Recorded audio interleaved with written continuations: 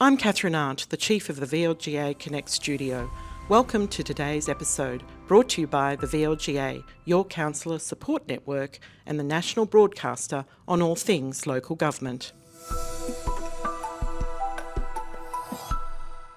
Good afternoon, everyone, and welcome to the third episode of VLGA Connect Special Operation Sandon series.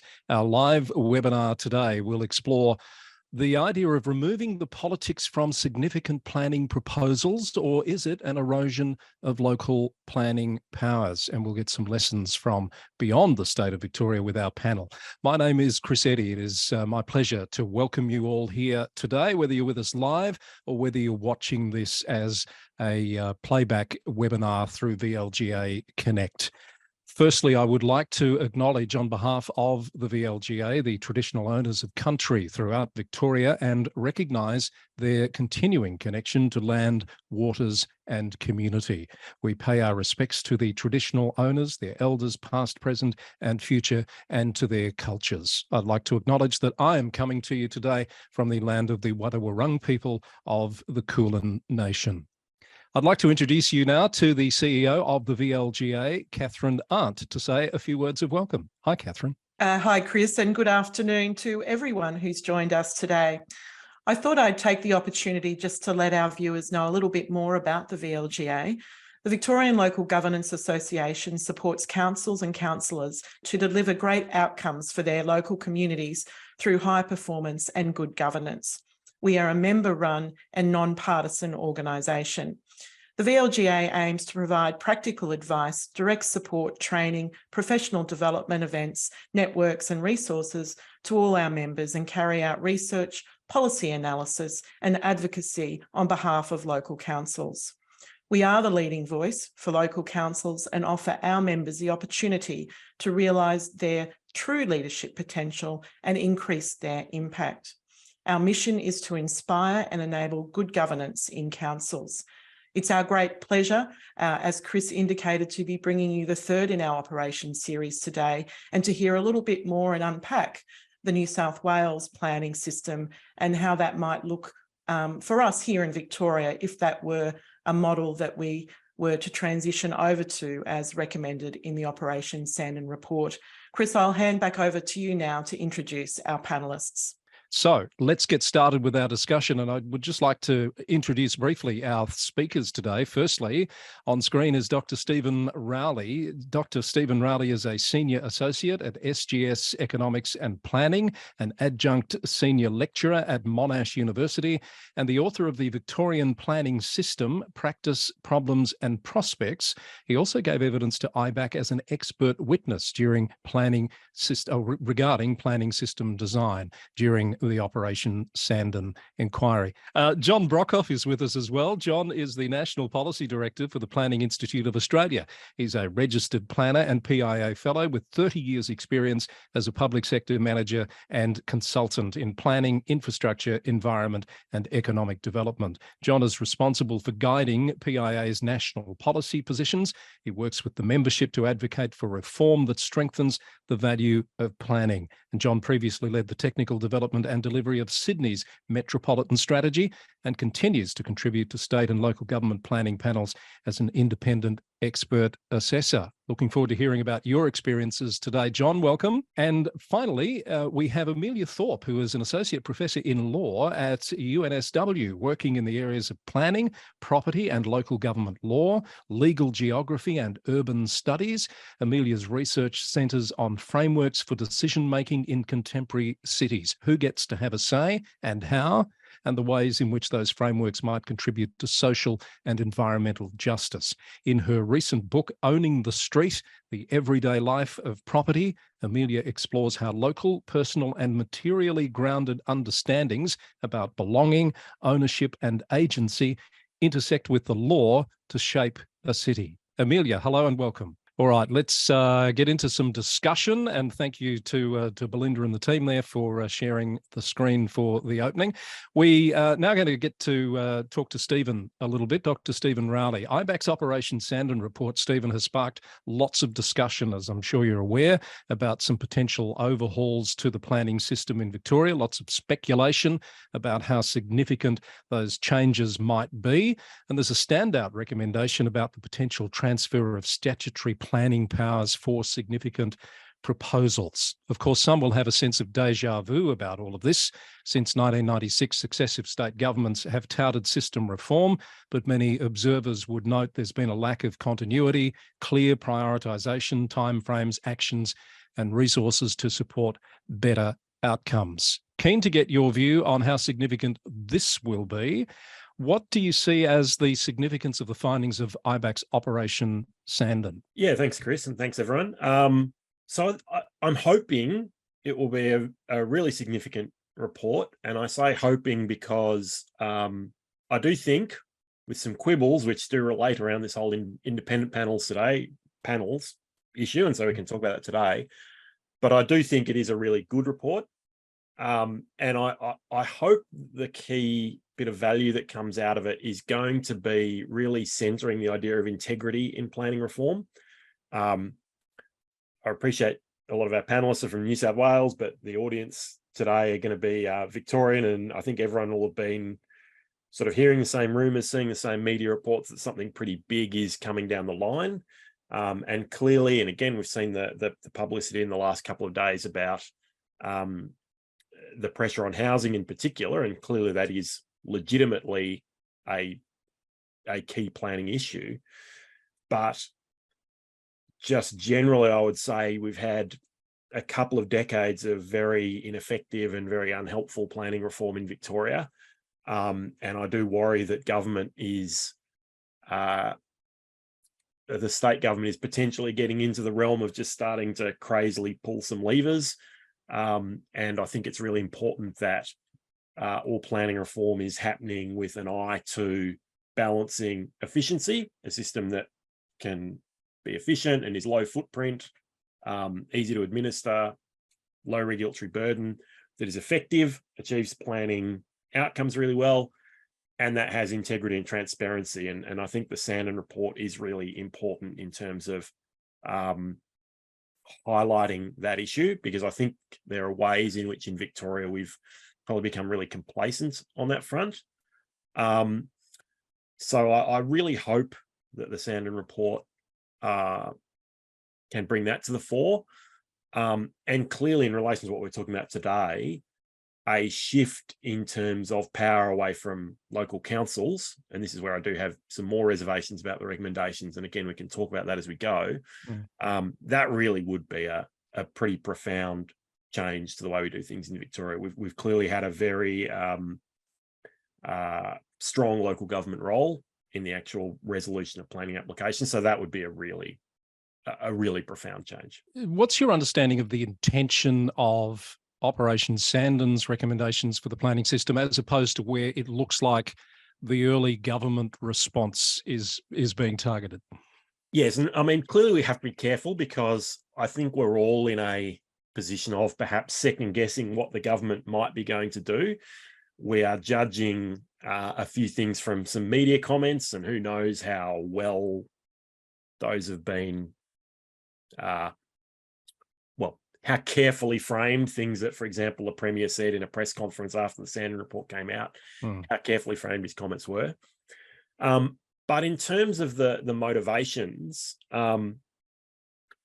certainly I think IBAC and the Operation Sandon report, and I want to emphasise again, because we are going to be talking about the things that I probably have the most issue with the report, but the report is overall, as I said, a really good report. They're clearly coming from a really valid perspective that is focused on system integrity, transparency, and fighting corruption.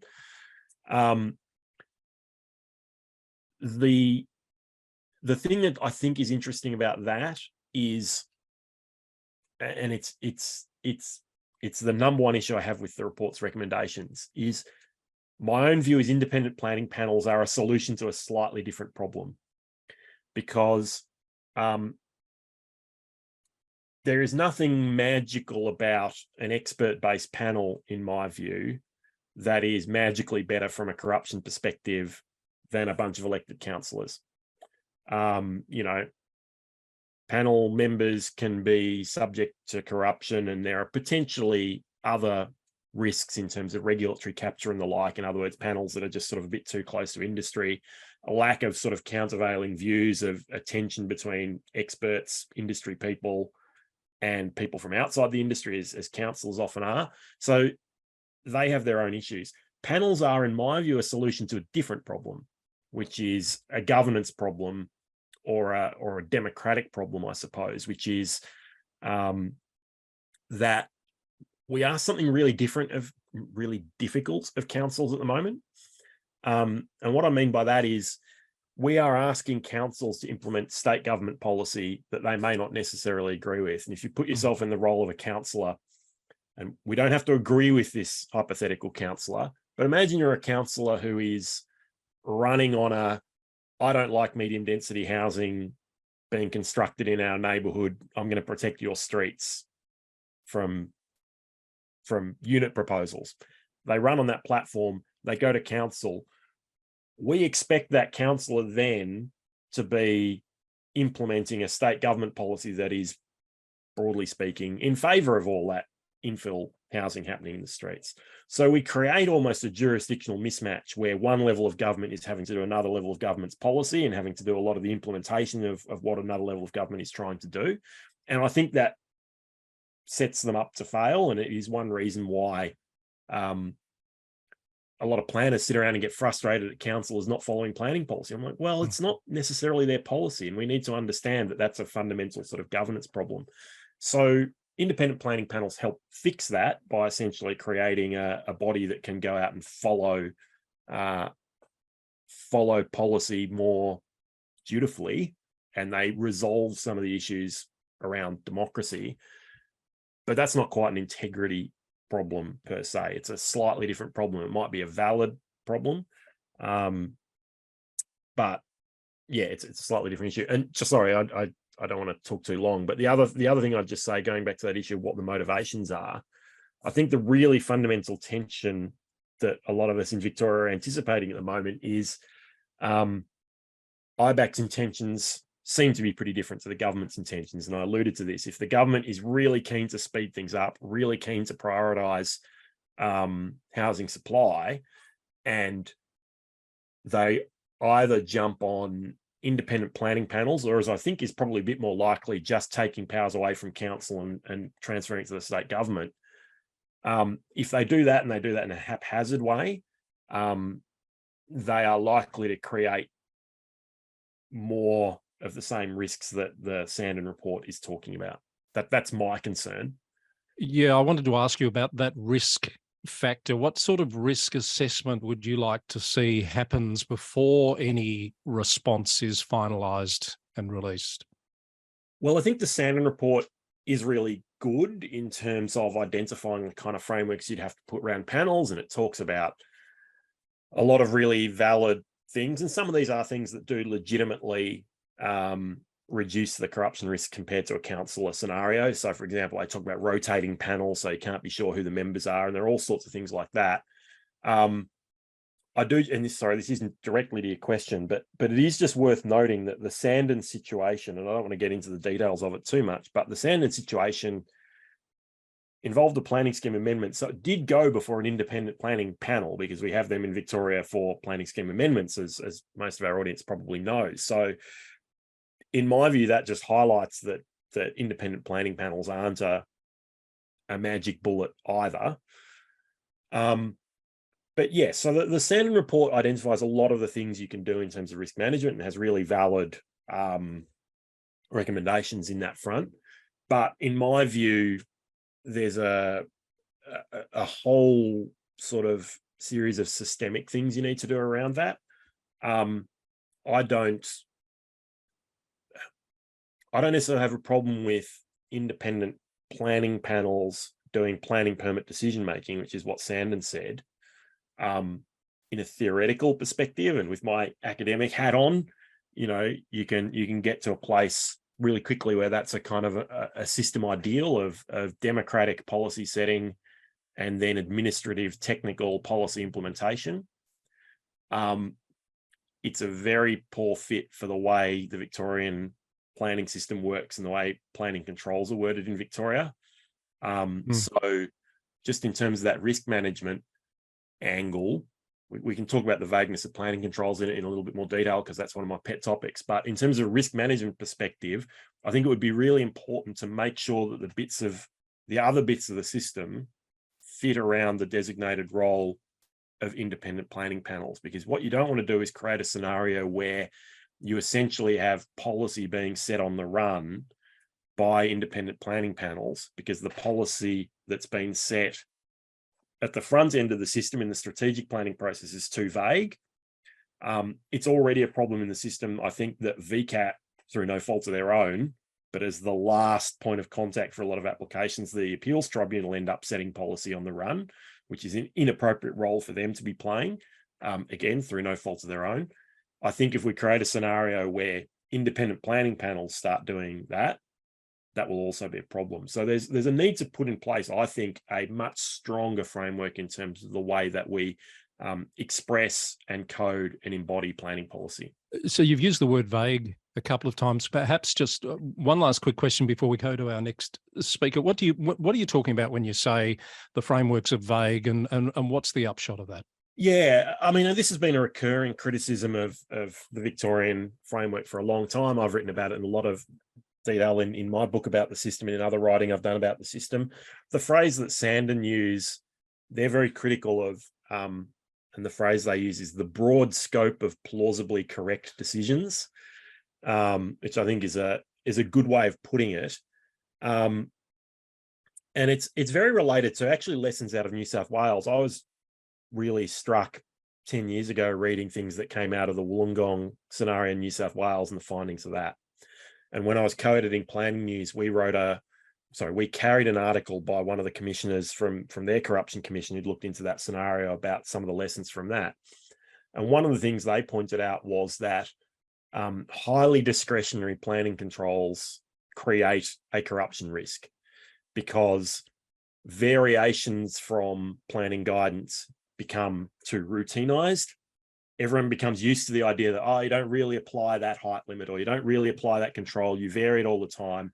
And it essentially makes it too hard to spot the decisions that are being made for improper reasons, because good decisions, bad decisions, and corrupt decisions all kind of look much the same. They're all wrapped up in the same kind of like word salad of responses to planning objectives and the like. And personally, in my view, the prevailing norms about how we write planning controls in Victoria are so bad and so not fit for purpose that we need to be fundamentally confronting that problem. And Sandon is just the latest body. We've had Victorian Auditor General reports. We've had, a series of sort of expert tribunals that come in relation to a series of expert bodies that have come from a range of perspectives from outside the system that have essentially observed the same thing. When the Black Saturday Bushfire Royal Commission came in, one of the things they said was, there's not enough resolution of policy imperatives versus preservation of life versus preservation of vegetation. The planning scheme is throwing this all up in the air and not resolving it. Time after time after time after time, people who look at the Victorian planning system say the same thing. It is not resolving policy imperatives properly. It is not communicating outcomes properly. And that is leaving too much to happen at the decision-making end, which has efficiency and effectiveness problems, as I touched on before, but is also a problem in terms of this integrative decision-making angle. It is too open for people with either shoddy thinking or worse, corrupt thinking to make a decision look just like any other decision, because the guidance isn't clear enough. Thank you, Stephen. We'll let you take a breather and move on to our next speaker. I think that's given people already a few things to think about. And just a reminder to pop your questions as you think of them into the Q&A box, and we will have a Q&A session after we've heard from each of our three speakers. And yes, if you're still in the room at that time, we may call you forward to personally ask your question, but we would like you to pop in the chat box, at least the topic that you'd like to delve into. So our second speaker today is John Brockhoff, National Policy Director with the Planning Institute of Australia. Local planning policies were introduced by the New South Wales government in 2018 across Sydney, Wollongong and the Blue Mountains, with a focus on the determination of development applications that are contentious. Planning proposals are also required to be referred to the local planning panel for advice, and they've recently been expanded to all councils. John, welcome. Can I firstly ask you, what is the problem that these panels are trying to solve? Yeah, thanks, Chris. And I think Steve had a fantastic answer for that. At the bottom of this is a notion of trust in the integrity of planning decisions. But as Steve pointed out, why can't you trust elected councillors to do that job for you?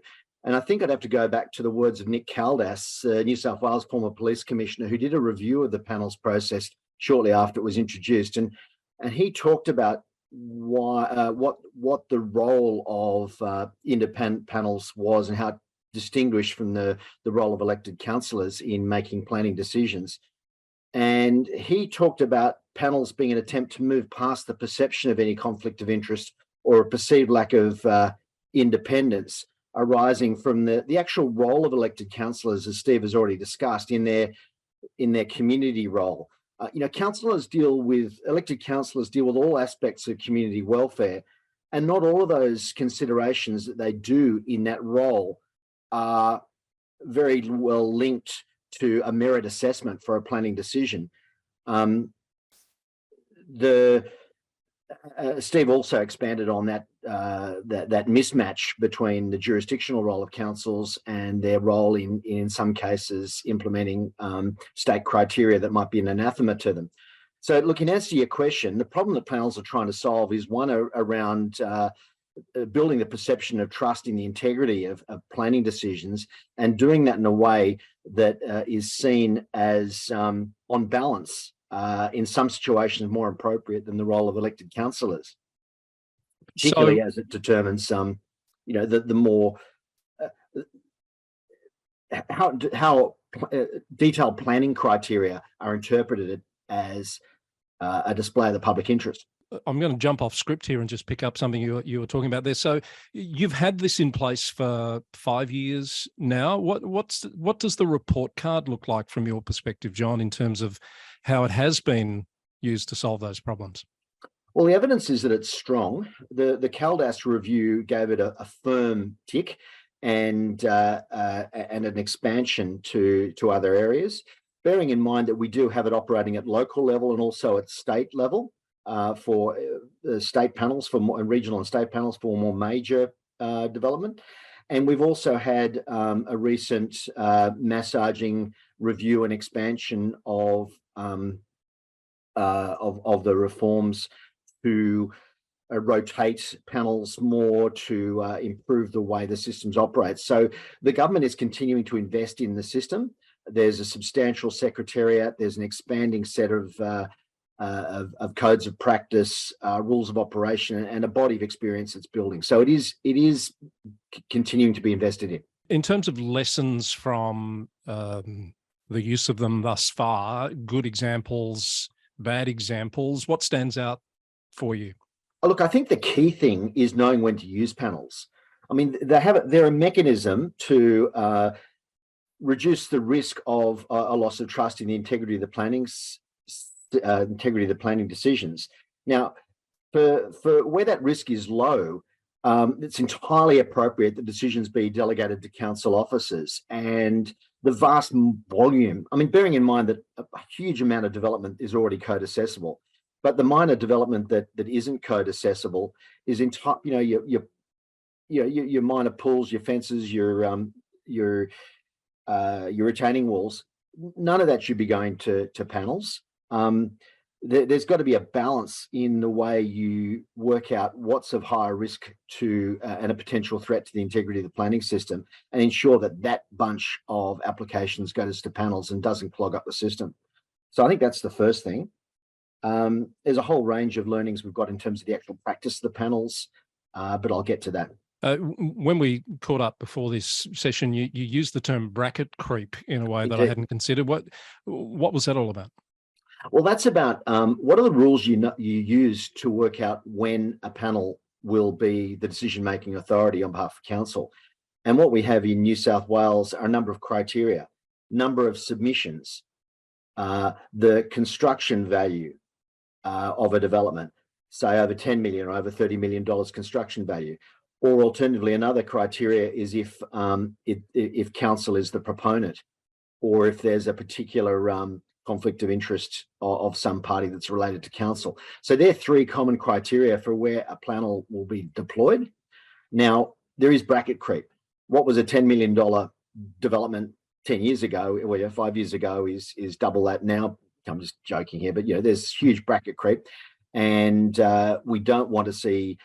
And bearing in mind those three criteria are really approximations of the amount of risk that is embodied in that decision, and you don't want low risk planning decisions going to costly and intricate panels. So it's important that the administrators of the system keep abreast of what goes to panels and ensure that what goes to panels is not the small stuff. So there's no inbuilt mechanism to recognise that creep as it happens? Is that perhaps a lesson for Victoria in designing a system from scratch? Look, I'm not sure if anyone would seriously, put a construction value index or a CPI index against the criteria, but regular reviews is key. You also said to me that just having a panel is not enough. So what are the factors that can determine where the panel is going to be an effective solution or not? Look, I think Steve Rowley talked about a few of them. One is to have the planning decision-making criteria really clear and able to be well interpreted by the decision maker. So strategic alignment, and having that strategic having the outcomes expected for a place that are communicated in strategic plans, well interpreted into decision-making criteria. The next obvious thing is a clearly aligned strategy, number one. The next obvious thing are great council reports. Currently, a council law's decision is so influenced by how good the reports are. Where we have a great council report, and I work on a number of councils and different panels, a report that identifies the pivotal issues for which a determination will be based. It's so useful to move past all the tick box stuff to get to, is this development approvable, and what are the pivotal issues? The better a council report gets us to that point, the better a decision can be made. And where does the chair sit in all of this? Is the chair an important role, or is it just a figurehead role? No, absolutely vital. A panel is only as good as the experts, the chair, and its community representatives. The chair needs to show respect to the community, because so much of the role of the panel is demonstrating back to the community fair process and accurate process. The chair is vital to manage the time and deploy the expertise of the panelists, use the expert skills well. It's vital that they know the legal framework and can work past, make sure that conditions can be valid, that the basis for a decision is valid, that the right criteria have been used. But most importantly, a chair should be fundamental in identifying what are the issues that are pivotal to a determination. A development for a residential flat building might be fundamentally about, in one circumstance, around overshadowing. In another circumstance, it might be parking issues. Another circumstance might be deep soil issues. But the chair, together with the panel, need to focus on what are the pivotal issues upon which a decision is going to be made, and then focus on those. Perhaps a last question, John, before we move on to Amelia. If you could go back in time, let's say 6 years, knowing what you know now, would you be arguing for or against the introduction of the panels? I would be arguing for the panels, but I'd be very much arguing for them to to operate according to what the role that they perform best, and that is for managing the risk around the integrity of the planning decisions for those decisions for which there is higher risk exposure. Thank you, John. We'll let you have a breather and move on to Amelia. And I'll just remind people that you'll be able to put your questions to Stephen, to John and Amelia very shortly. And it's good to see we've got some of those coming through the Q&A now. Interestingly, the New South Wales Minister for Planning has recently issued a new direction to local councils in relation to the Sydney District and Regional Planning Panels and local planning panels that took effect in April this year, the motivation of which is said to be improving the integrity of the panel assessment system and to proactively address any perceived or actual risks to the integrity of the planning system. There's also many examples where we've seen a shift around the country from elected councils to non-elected statutory bodies in making development approval decisions. And this has raised concerns about a lack of democratic accountability. So with the focus on the accountability aspect, we also need to examine the composition of these expert bodies or panels from a good governance perspective. And that's where our next speaker comes in. Amelia, much of your work has explored the lack of diversity in terms of gender, age, ethnicity, and expertise within these bodies. And while experts are intended to bring objectivity to planning decisions, their subjectivity has also faced criticism, which has prompted calls to diversify the decision-making process. Could you perhaps talk to us a bit about the composition of the panels and how it deals with those issues that I've just mentioned? Sure, thanks, Chris. So I should also note I sit on several panels at state and local levels. So we've seen in New South Wales a range of panels. The initial Central Sydney Planning Committee was set up in 1988, and we have progressively introduced more and more panels. Their names and the details have changed several times. So we have local panels, state level panels, and also regional panels in both Sydney and regional areas. The composition and appointment processes of those panels vary quite a bit. So the local panels that, as John said, were introduced in 2018, they each have 4 members sitting at a time. So those are across Greater Sydney and some regional councils. They have taken away all planning decisions that elected councils used to make. So the more minor matters that used to be delegated to staff are still delegated, but anything that used to go to a committee of councillors or to full council go to those local planning panels. So they're made up of a chair, which is appointed by the minister. So the minister appoints a chair and 2 alternate chairs. And then they also have 2 expert members. The council gets to choose those members, but they're chosen from a pool that is appointed by the minister. That pool is not public, but my understanding is it is mainly full of consultant planners.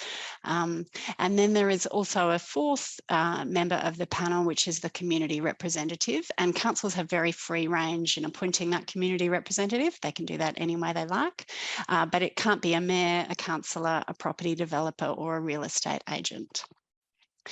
So there have been, as John said, rules have been adjusted over time. So quite recently, councils have been directed to appoint additional alternate members, so both for community representatives and for those expert members.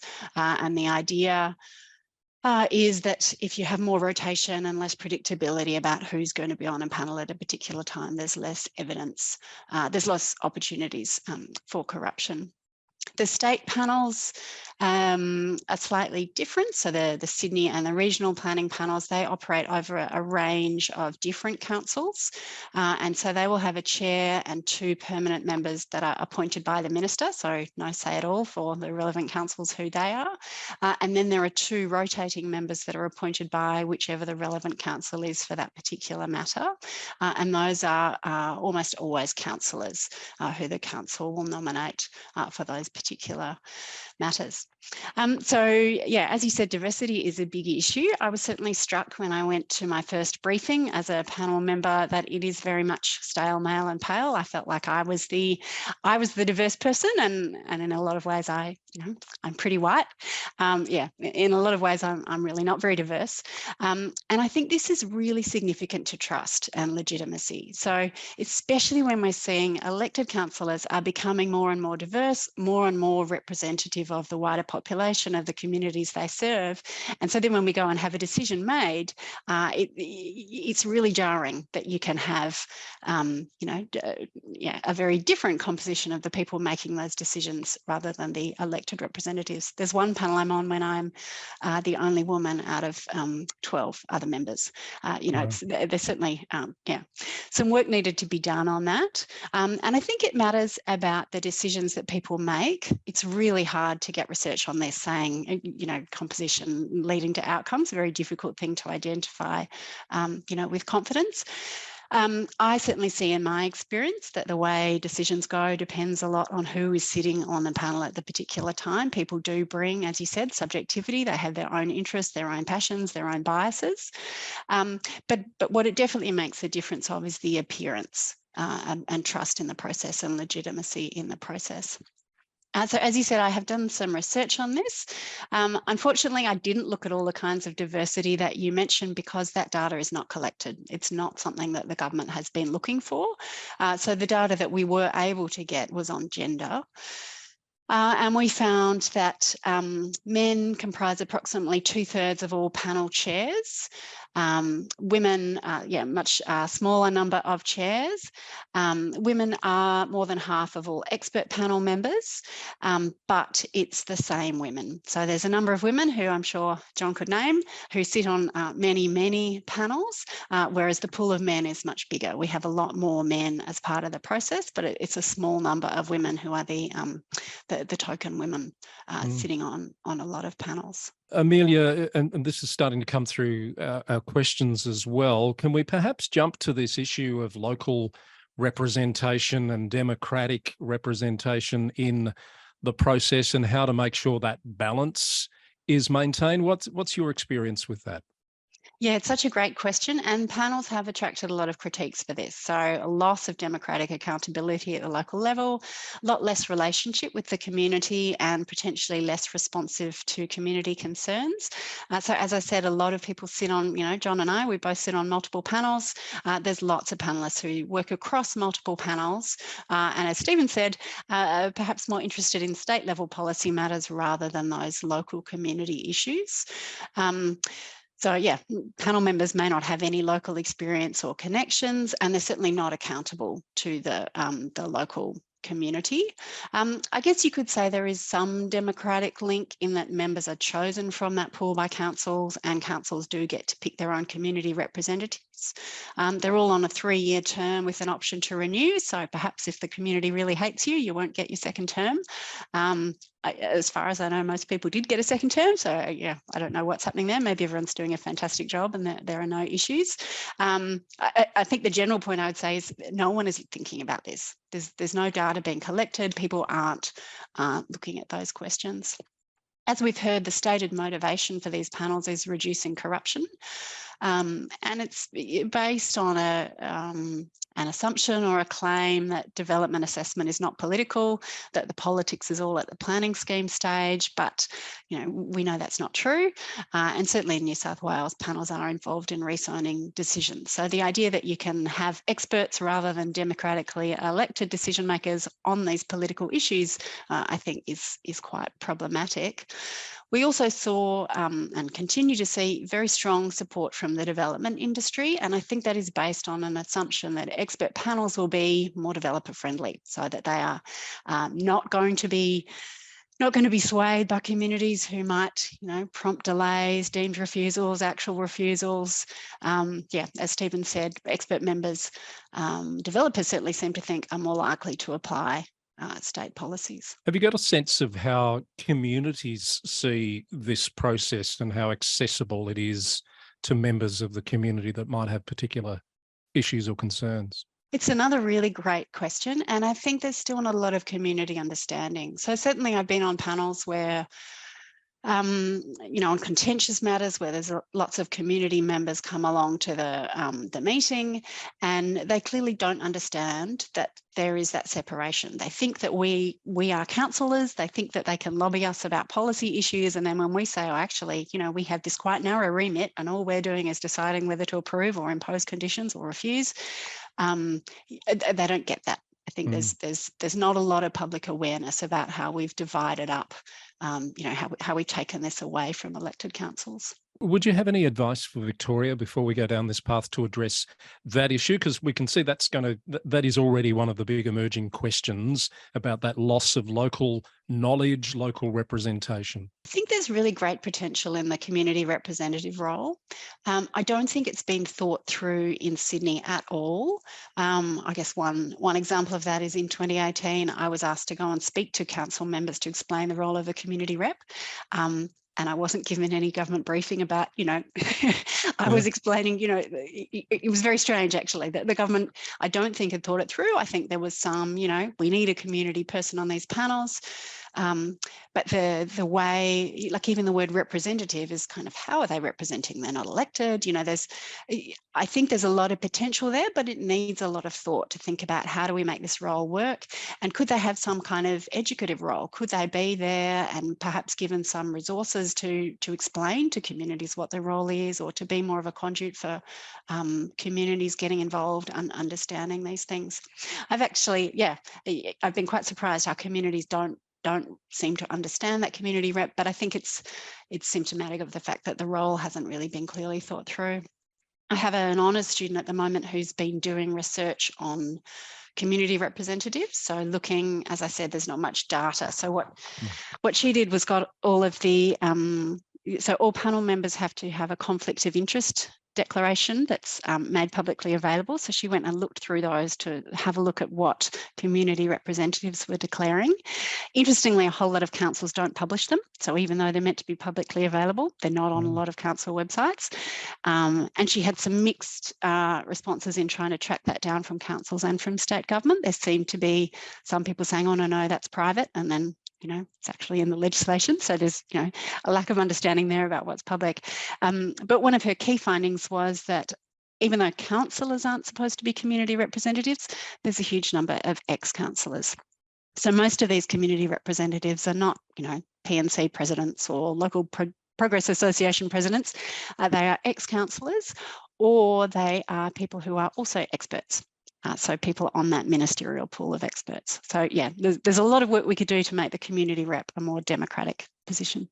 And is there an intention that those community reps will give more weight to local issues, local opinions in their consideration? What sort of remit are they given? Really great question. There's very, very little guidance.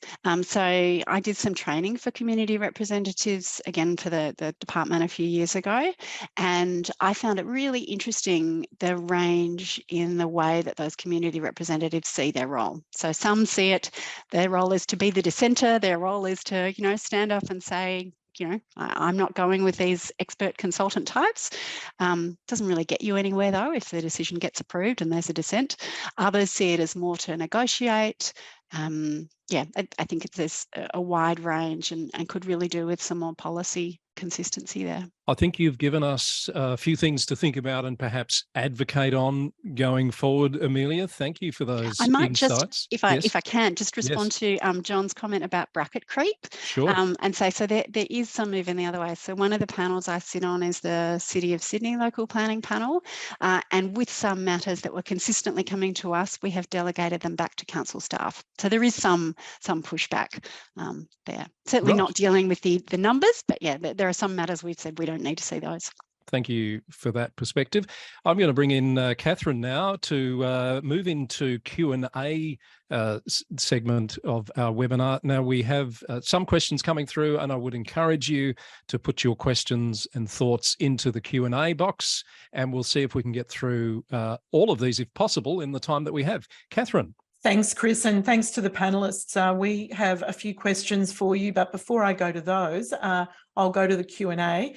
There's we'll probably go to the quickest one to answer, and that's a question from James 10, who's asking who pays for the regional panels in New South Wales, the local council or the state government? I believe it's the state government. Local panels, it's the council. Certainly I get my pay from the state government for the regional panel. I'm not sure behind the scenes if there's any cost sharing, but yeah, I think it's local is local, state is state. And the thumbs up from John there, and I reckon a few people might be surprised at that answer. All right. Thank you, Amelia. Kathryn? Thanks, Chris.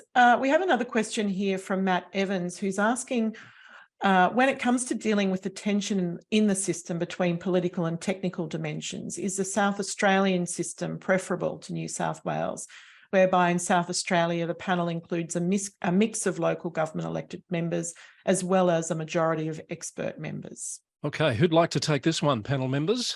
The merit assessment criteria that any panelist needs to use, although there's room for interpretation, they exist through an interpretation of the strategies and codes. And the lens you bring might be different, whether you're a community representative or an expert or even an elected councillor. But a valid decision is one that's based on the merit assessment criteria.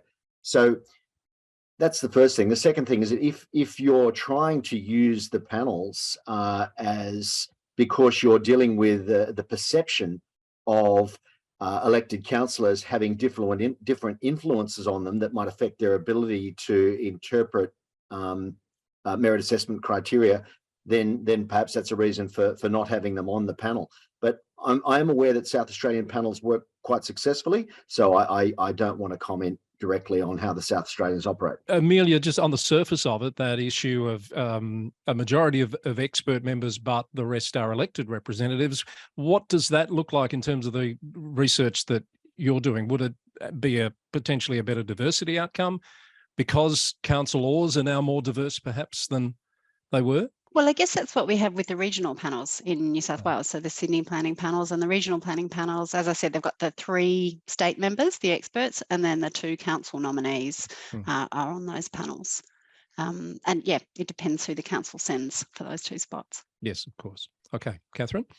Chris, thanks. And a question here from one of our councillors, Councillor Peter Maynard from Wyndham City Council, just talking a little bit or questioning about whether or not this model would in fact shift the corruption risk, and made a comment here about the penalties and transparency requirements would need to be in place so that those making decisions are well aware of the penalties should they act in a corrupt manner. And I think there was recently in New South Wales some changes announced by the planning minister that dealt with this around the rotation of members and random selection? That's right, Kathryn. There was a recent rotation, and there's also a code of practice, disclosure requirements, but ultimately it's about how well a panel can interpret the prevailing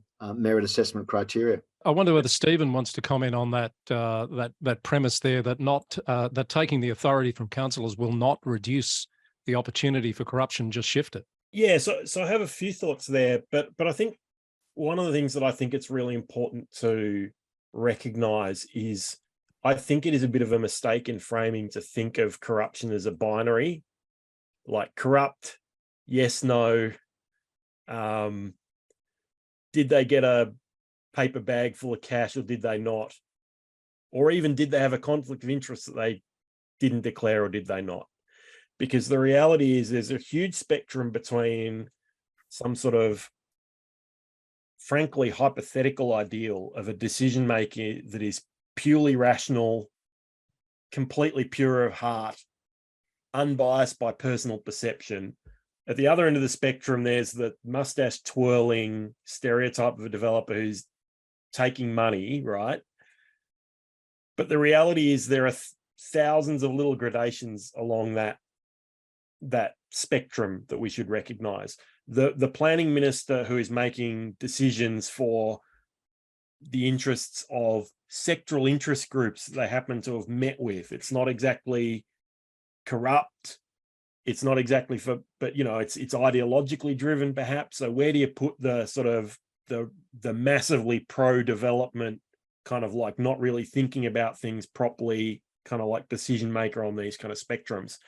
And that's why I mentioned that I think you need to recognize that independent planning panels, that's why I mentioned regulatory capture. And I think Amelia's comments on the diversity of representation were touching on this. It reminded me a lot of the discussion about in Victoria, this is centered on, traditionally the makeup of VCAT, right? We've got tribunal members And they have, I think, done quite a good job at diversifying a little bit the background of tribunal members. But certainly the critique, particularly 20 years ago, used to be, A, that they were all middle-aged white men. And I am becoming increasingly conflicted in terms of offering any critique of middle-aged white men. But the other thing is they were all from development industry consultant backgrounds, and they have done a good job at diversifying that background. But, you know, independent planning panels bring their own issues in terms of the makeup, as Amelia, I think, has been communicating well. If you're not careful, you are just creating a whole lot of sort of ideological biases, potentially by not having, by having particular mixes of people. I'll just round off that thought really quickly. I get really nervous. Like I'm going to be a big booster for the role of planners and planning as a profession, right? Been involved in the Planning Institute and all that. But I do get nervous when planners start sitting around going, what would be awesome is if we were the only voices in the room and we're the ones who make the decisions because we're the experts. I think there's a lack of humility in that perspective that really worries me. And I do think democratic input makes planning decisions better. It leads to other problems sometimes, but I do worry about the breakdown of representation. I think I've strayed off the original question, so I'll pull there. But yeah, I think we can't think about corruption in a simplistic way. Thanks for that, Stephen. And look, I think what Peter Maynard's question is going to is, let's not change the current system, but rather increase the penalties and make those clearer for the councillors who are actually found to be, involved in corruption. And there is also a question in the chat from Councillor Buckley from East Gippsland Shire around how many councillors have actually been found corrupt in Victoria and what is the data that I'm assuming she means Operation Sandon's proposals are based on. Councillor Buckley, you may wish to listen to the interview that Chris and I did do with the Deputy Commissioner of IBAC, David Wolfe, last week, where that was indeed a question or a concept that we spoke to him about, and so clearly the investigation that of Sandon looked at one council group in particular. However, David, I think, does answer why the recommendations extended beyond that, and that was to look at systemic risks as opposed to, individually identify a number of councillors across the state that might be deemed to have been corrupt.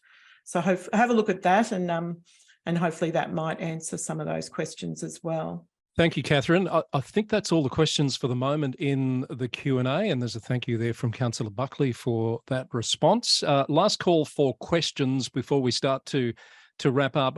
I'm keen to get some final thoughts from each of the panelists around, if you had a blank sheet of paper, if you were heading in the direction that Victoria seems to be, what are one or two key things that you would want to make sure are taken into account to avoid what's happened with previous rounds of planning reform, which you would argue have been ineffective or counterproductive? This is a bit to your argument, Stephen, about a half-baked response might give you a worse outcome. Do you want to elaborate firstly on that a little bit? Yeah, so I think that the half-baked response I'm particularly fearful of in Victoria is, we may be jumping at shadows here, but the Premier came out in the response saying, oh, well, we've been quite clear that we think certain decision-making powers should be taken off councils and local government. Now, that answer, the fact that we know the state government, it's been reasonably widely reported, was a couple of years ago looking at various reforms that they ended up shelving, but that involved taking powers off local government and taking them onto state government. And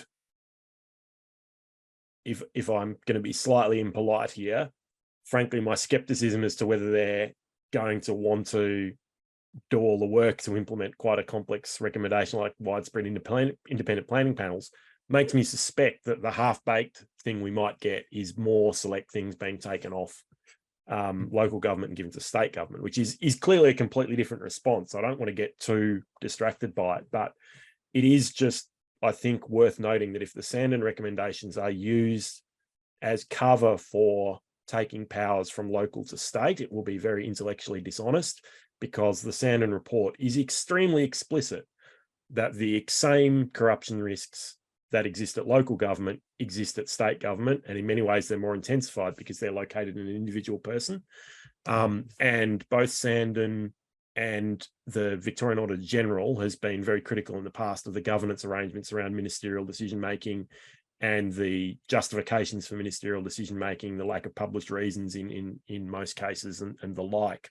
So I think, I mean, that's not even a half-baked response. It's just a disingenuous response, but I think it's quite a likely response. So I think it's one thing to be really wary of. And then I'll just plant the flag that, and, you know, it came down to things that, you know, John's talked about the importance of making decisions against the criteria, and against having clear merit criteria and decision makers being, you know, accountable to the criteria that they're making decisions against. And again, we are not in a good place in Victoria to be saying, oh, well, that's all right, we're making purely administrative decisions. And the thing that is most wrong in the Sandon report is one of their headings, I've got it in front of me, one of their headings is removing decision-making power from councils is not anti-democratic. And their argument is that it's because it's a more technical assessment at the planning permit stage. And that's just not realistic, the way we frame planning controls in Victoria. It's just not an accurate representation of the state of play. We do too much policy setting at the application stage, and we would need to fix that, in my view, to get a sort of an ideal governance arrangement out of a planning panels model. Which brings me to a question about, and perhaps you've gone some way there, but could any of the panelists elaborate on the possible elements of a comprehensive review that would address the efficiency, quality and transparency of decision-making in Victoria's current planning system? I can add one thing, and that's the importance, as Steve said, of making sure your strategic plans are aligned and end up with a set of place outcomes that can translate into merit assessment criteria. If that's in place, and that there is that strategic alignment, and that the public interest for how a place should evolve is interpreted into assessment criteria that's true to the place outcomes in strategy, then the job is so much easier, and the risk of the decision is made that much less. And the need for a backstop like a panel is reduced where you've got that good strategic alignment. Just in terms of what the wider reforms would need to be involved, I mean, I wrote a whole book about it. So, you know, that is a huge answer, but it's very similar to what John said in principle. Victorian planning controls tend to be based around communication of extremely high level principles, rather than resolved guidance about what outcomes actually look like on the ground. And if you were to really boil it down, we need to be much better at communicating outcomes in planning policy, because, well, I mean, I think I said this before, if anything is arguable, then you open up a huge integrity risk, you create huge effectiveness problems because you're not likely to achieve outcomes if you can't communicate them clearly, and you have a huge efficiency problems because you're relitigating issues again and again and again and again. So it becomes, if you frame planning reform in terms of effectiveness, efficiency and integrity, the way we're doing it in Victoria is problematic on all three fronts. Thanks, Stephen. And I do note, Kathryn, sorry to jump in there, there's a late question which that's actually occurred to me earlier too, this idea of removing statutory planning responsibilities from councillors. I think people would like some clarity on what that actually means, Stephen. Yeah, so broadly when people talk about statutory planning, what they really mean is planning permit decisions. So the idea, and it's as I've said a couple of times, it's theoretically appealing. You use a democratic body, being a council, well, and also the state government, I guess, but you use democratic decision makers to set a policy at the strategic stage. So, you know, in terms of day-to-day administrative stuff, that's planning scheme amendments.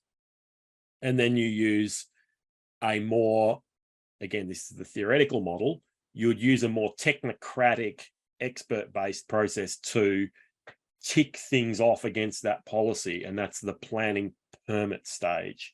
So when we talk about statutory planning, we're talking about the processing and handling of applications for planning permits. So someone wants to build a building, someone wants to open a business, but also someone wants to subdivide a big piece of land or whatever. Currently, councils do get both statutory and strategic stuff. So the Sandon report, it did involve elements of statutory planning, being planning permit decisions, and strategic planning, being amendments to the planning scheme. Although it was an amendment to the planning scheme that went most spectacularly wrong in that one, because there was, rezoning of land proposed from industrial to residential, and then there were all these issues with the windfall gains that created. But yeah, statutory planning equals planning permits is the short answer. Not that I just gave a short answer, but that would, if I had given a short answer, that would have been the answer I would have given. Yes. Thank you, Stephen. Kathryn, we might have time for one more question. I think there's another one that's come through. Can I add on the blank slate as well? Sure. I think it's, as John said, the quality of the report that decision makers get is really crucial. So I think it would be putting more resources into that back end and making sure that councils are really well resourced to make really good reports. I think it's much harder to make a corrupt decision if you've got a really well laid out report there. If it's hard to go against a really thorough report. And yeah, as I said earlier, and as Stephen said, a DA is never just technical. There's always discretion. There's always politics. So it really matters who decides. But yeah, the information that you give them is really helpful. And one model that I think there is some of in Victoria as well, but certainly that I think works really well in New South Wales, is design review panels. So those are also experts, but they're not decision-making experts. So they're especially helpful in a smaller council that might not have many planning staff or might not have staff familiar with, this DA type that, comes up only every 5 years or something. So you get this panel that comes in, has a really good detailed review of the proposal, gives some advice that can improve the design and can inform those democratically elected decision makers. So really good scope there to bring in experts without necessarily taking away the decision-making power. Thanks for that, Amelia. And we do have one question in there from Councillor Chris Hill, who, I guess it's more of a statement, suggests that, their understanding is that more than 97% of planning decisions are being made under delegation by officers anyway. So does the argument in the Sandon report about removing planning powers from councillors really stack up? Now, David did also talk to this question in our interview with him last week, but not sure if any of the panellists want to make a comment or observation about that. I would say that percentage is probably on number of DAs rather than value of DAs. It would be the smaller, less contentious ones that are going to delegation, and it's the really big complex ones, that chew up those resources. I think that's right. I think the other thing is, the expectation would be under this model that, that 97% would still be being done by officers. So it would be about what happens to that 3%. And I agree with Amelia. Firstly, it is the bigger 3%, but there are a few things here. And we see the same argument with VCAT in Victoria as well, in that not that many things go to VCAT, but it is the important things, and they become scene setters for other decisions. So they become disproportionately important. The fate of that 3%. And, every other application in the system is shaped in Victoria by the fact that it could end up at VCAT. Well, except for ones that are notice exempt and all that kind of stuff. But anyway, the fact that things could end up at VCAT influences the rest of the planning permit process, even for the things that don't. And I think the nature of the fundamental decision-making process at the end of the process still has a flow-on effect through the rest of the system, even if things aren't ultimately ending up in that body. The nature of where you might end up affects the whole approach that everyone really takes to the process. Thank you, Stephen. Kathryn, I might invite final comments from panellists as we wrap up, if there's no more Q&A. Perhaps Amelia, any final thoughts that you'd like to leave with the audience? It's in thinking about this, it's really important in thinking very carefully about what the purposes are. So, community representation is not just a word that you can use. Actually think through what does that mean and how does it need to be designed to achieve that. and really important to think about that in designing and also to monitor it. So I think the monitoring that we have been doing in New South Wales is pretty narrow, and there's a lot of issues, diversity data, for example, that we're just not capturing. If Victoria is going down this path, it would be great to think more carefully about that and about reviewing that as it goes. Thank you, Amelia. John, final thoughts from you? Oh, yes. Look, if Victoria does invest, and it is a significant investment in independent panels, make sure you have the panels used as well as they can be by a whole range of systems that help the panelists and councils ask the right questions of the proponents early enough to find the pivotal issues around which an assessment will revolve, and make sure that once it actually gets to the final determinative panel, that the pivotal issue has been explored enough so a decision can be made. So that talks to the effectiveness of panels, making sure that in their development they are effective. Thank you, John. And Stephen, the last word from you, perhaps. I think I probably gave my my last word before, I think, to be honest. I mean, I think it's I keep drawing this analogy to the role of VCAT, and I think there is something to be unpicked a little bit here about the extent to which third-party rights look the same in New South Wales and Victoria that we haven't really got into, but because I think VCATs sort of play a similar role in the Victorian setup at the moment, because they act as a kind of like an expert review. But I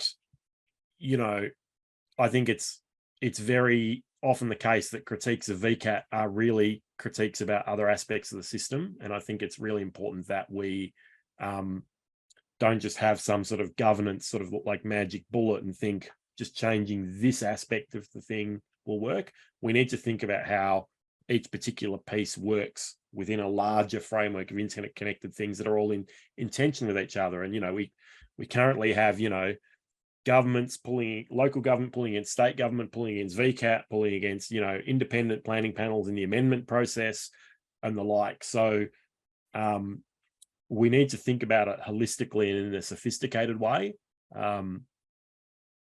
And think about how the different parts of the system fit together, including the way that we, as I keep coming back to, the way we write planning. Excellent. Thank you to all our panelists, Dr. Stephen Rowley, John Brockhoff and Amelia Thorpe. That's been very insightful, and we really appreciate your generosity of time and insights today on that topic, which I think we'll be talking a lot more about in the weeks and months to come. I'm going to hand over to Kathryn now for some closing remarks. Thank you, Chris, and thank you to all our panellists and the audience who've taken the time to join in with us today in this really timely and relevant discussion. We've really covered a lot of territory, from the need for a holistic approach to reforms, balancing transparency and authority, anti-democratic concerns and policy frameworks, as well as lessons from previous reforms that have not worked so well in either jurisdiction. The VLGA will continue to advocate for good governance and evidence-based planning reforms negotiated with the community and, importantly, the councillors who represent them. So we look forward to continuing our Operation Sandon series and engaging in that consultation. I'll hand back over to Chris to close off for today's session. Thank you, Chris. Thank you very much, Kathryn, and to all of our participants and to all of our audience members today. That's all the time we have for. Thank you very much for submitting your questions. If you'd like to know any more, I'm sure the team of the VLGA would be happy for you to reach out, and they'll come back to you. We will have a full recording of this webinar released very soon, so keep an eye out for that and perhaps share with those who would find it of interest but weren't able to join us on this lunchtime webinar today. So until our next VLGA Connect event, thank you all. We'll see you again soon.